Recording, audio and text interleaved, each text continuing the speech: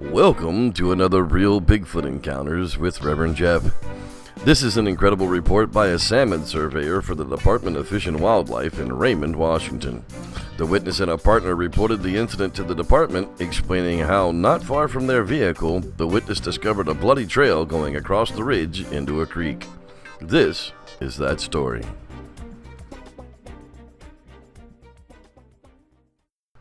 It was Friday, April 20th. I was doing some salmon habitat surveys for the Department of Fish and Wildlife. My partner and I had gone up to do our steelhead index in Fall River. He had dropped me off at the 7,000 bridge to walk my half-mile section, while he drove to midpoint and walked the lower section where Boss Creek comes in. I finished my section of the stream and I drove down to the 7083 to where the road ends to pick him up. It was probably around 11 or 11:30. I got out of the truck to pour myself some coffee when I heard this loud scream. I heard it twice, and it sounded almost like my partner was calling my name. I listened, and then I heard this strange animal cry. It sort of made a ruh, ruh, ruh sound. I could tell it was coming from down by the stream area. I thought possibly a bear cub or a bobcat. It was definitely in distress. Then I could hear the sound of rocks smashing onto the gravel bar as if someone was picking up big boulders and smashing the rocks. I thought my partner may have found some large agates, and that's why he was calling me. We rock hunt this area all the time. But again I heard the animal cry, "Rah, rah," and more rocks being smashed. I started to walk our trail about 30 feet away to see if I could see my partner or what was making the noise, when I could hear the brush crashing and some mumbling noise. I thought, who the heck is Tom talking to? Is someone down there killing animals? Did he have an encounter with someone, and he's fending it off with rocks? But the mumbling sounded like they were having a conversation. I walked to the edge of the brush where the trail leads down to the stream. I couldn't see anything, it was pretty brushy. And then it was raining. I had a horrible sore throat and didn't feel like walking down the trail and up street to meet him, which is what I usually do, looking for rocks. Not to mention, I was feeling a bit uneasy. Something kept telling me not to go. I was even afraid to holler his name. I had no idea what was going on in the stream, or who or what was down there.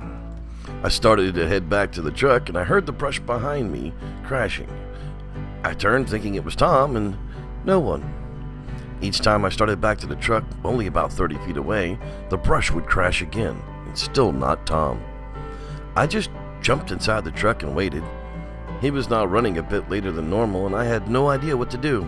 No radio, no cell phone service to call for help if he didn't show up or if he was hurt. It seemed like about 15 to 20 minutes went by before I saw him coming up a different trail, off to my right, not to the left where he should be.